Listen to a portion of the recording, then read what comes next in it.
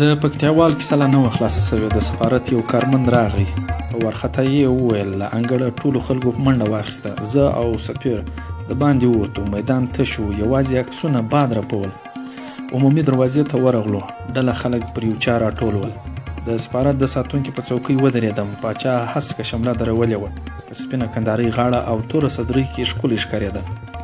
سفیر ته مې ځای ورکړ، غاړه یې اوږده کړه، ویې ویل دا سړی لیونی سوی دی. د خبرې په هدف یې پوه سو. مو وویل نه لیونی نه دی، خپلو خلکو باور لري. د سفیر شونډې وخوځېدې. ان د برټانیې غوندې په امن ملک کې لا زموږ ملکه هم له ګاډه او امنیتي چارو پرته د باندې داسې نشي راوتلی. خو په خبره ورسېدلم، خو دلته همدا خلک د باچا ساتونکي دي. سفیر په حیراني باچا ته وکتل. ومې ویل دا یې لومړی ځل نه دی. باچا کله کله ښار ته راوځي، جوماتونو ته ورځي، له خلکو سره ګوري، په عادي سماورونو کې چای څښي. یوه شېبه ودرېدو، بیرته زیرزمیني ته کښته سو. د پاتې جاسوسانو په خبرو کې هم امید نه و. مازدیګر مې د طلوع افغان له اخباره مهم ټکي راوایستل. سفیر ته مې وروړل. د امان الله خان د نظامنامې انګریزي ژباړه یې لوسته.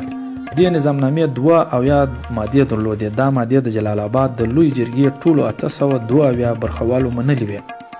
سفیر اشاره راته وکړه، کښېناستم، عینکې یې لرې کړې، ویې ویل امان الله خان د افغانستان په 2,000 کلن تاریخ کې په لومړي ځل اساسي قانون جوړ کړی دی.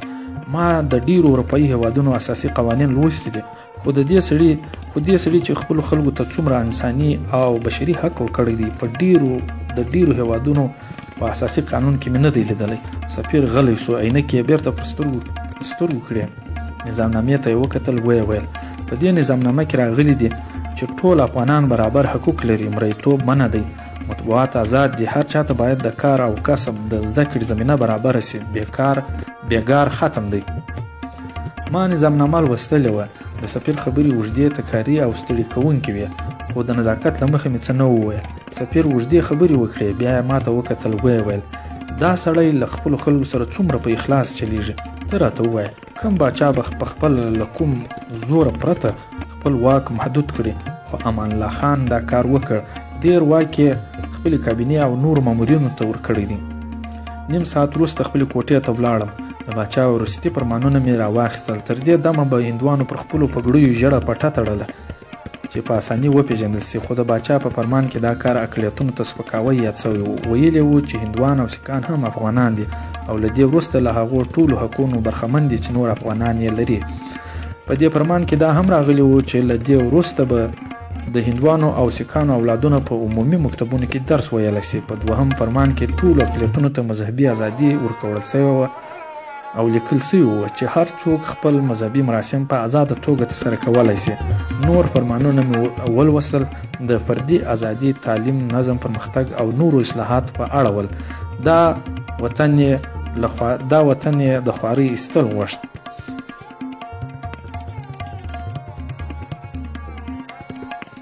اوږد وغځېدم، ډېر فکر مې وواهه. باچا او د دې وطن د تخریب لاره مې ونه مونده.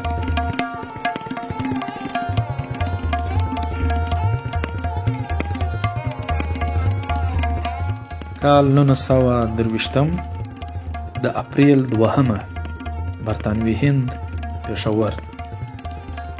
تیرې 2 میاشتې مې په مدراس، لاهور او په پېښور کې تیرې کړې. ستړي ورځې، حالات له کنټروله وتلي ښکارېدل. د برطانوي هند په ډیرو برخو کې د انګریزانو پر ضد خلک راپورته سول. دوی له امان الله خان د ازادۍ الهام اخیستی و. زرګونه هندوان، سیکان او مسلمانان مو ووژل، خو نه قرارېدل. حملې لا تودې وې. اړ سو له چانسلر سره مو په ورځو خبرې وکړې. هره ممکنه لار مو وسنجوله، خو د افغانستان د خپلواکۍ او چټک پرمختګ څېره مو نه سوای تېته کولی. اخر له برطانیې څخه 2 کسه راغلل. ویل چې په برطانوي هند کې د ځینو مسلمانانو ژوند نور هم پسې ورتریخ کړی. دا خبره حیرانوونکې وه، خو د راغلو کسانو خبرو له خطر سره قناعت راکړ. د دې نقشې عملي کولو احتیاط غوښت. موږ باید حالات دومره هم نه وای خراب کړي چې برطانوي هند ته یې تر ګټې تاوان ډېر وای. له پلان سره سم و په ځینو مسلمان میشتو سیمو کې کلیساوې جوړې کړې.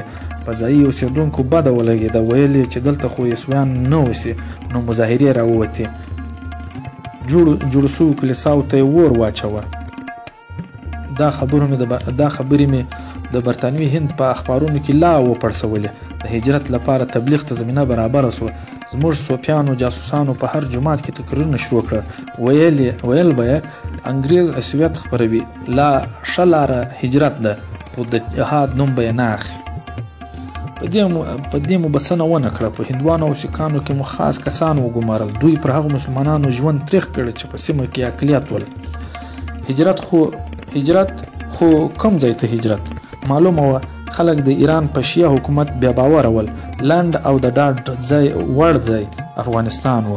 تبلیغ دومره تود و چې هره ورځ به په زرګونو کسان د ډیورند تر کرښې اوښتل. په دې کې زموږ خپل خلک هم و. دوی ته وظیفه ورسپارل سوې وه چې تر خپله وسه افغانستان ته د نویو ورغلو مهاجرینو او ځایي اوسېدونکو ترمنځ اختلافات راوپاروي. په 2 میاشتو کې زرګونه کورنۍ افغانستان ته لاړې. د مهاجرینو ډیر فشار پر کابل او نورو لوی ښارونو راتلی. دې کسانو خواړه، جامې او سرپناه غوښته. زموږ د پلان له مخې باید دا مهاجرین بیرته برطانوي هند ته راغلي وای.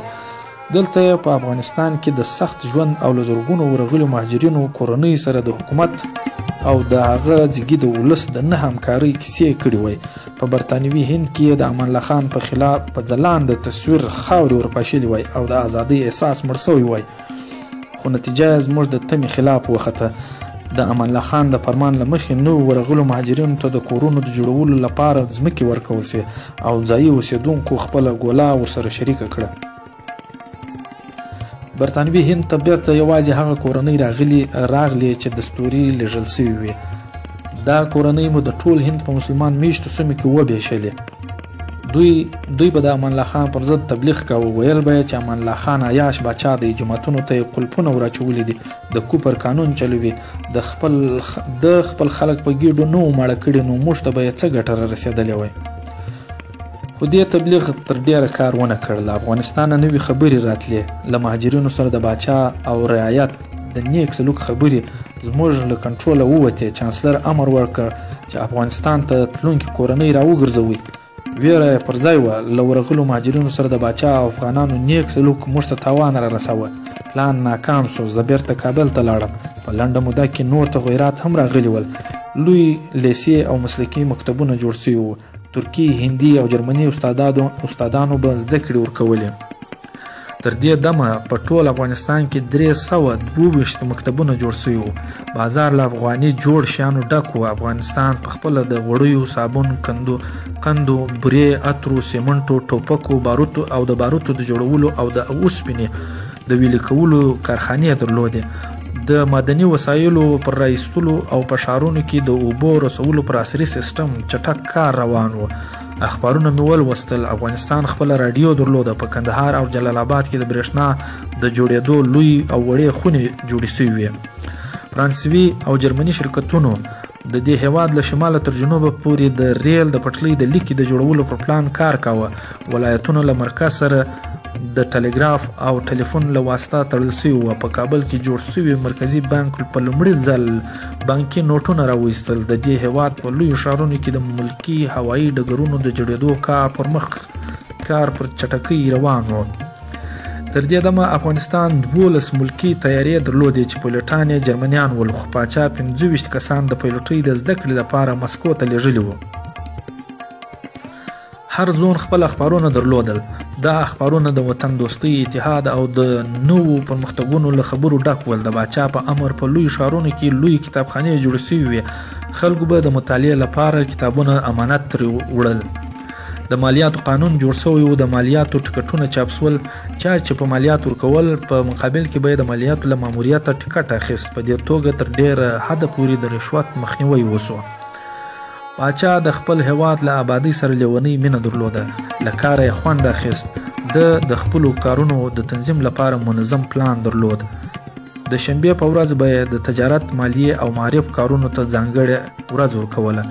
یک شنبه له تجارانو، سفیرانو او بهرنیو ډیپلوماټانو سره کتل. دوشنبه د وزیرانو په مجلس کې برخه اخیسته. سه شنبه له وزارتونو راغوښتل سوي راپورونه لوستل. چهارشنبه له خلکو سره کتل او پنجشنبه هم د کرنې، عدلیې، امنیت ستونزې څېړلې. دې بوخت سړي به ان د جمعې په ورځ هم د ملا امامانو، قومي مشرانو او سپین ږیرو مشکلات اوریدل. فکر په مخه کړم. سپیرې شونډې او تش مازغه ژر غلامۍ ته آماده کیږي، خو دې سړي چټک کار کاوه. خپل خلک یې له خوارۍ او بېتعلیمۍ ورځې رایستل. په دې تشو مغزو کې د الف د افغانانو په دې تشو مغزو کې د الف او ب یو ټکی اضافه کېدل هم د برطانیې د پاره زیات خطرناک و. په کابل کې مې د اوسېدو میاشت نه وه پوره چې ټلګراف راغی. چانسلر په بیړه پېښور ته ورغوښتی وم. دوهمه ورځ پېښور ته ورسوله. چانسلر مې ولید، حیران سوم. له سلام او کلام پرته یې په خوند راته وویل: ډیوډ جونزه، له دې وروسته به ژیرې ته چاړه نه وروړې.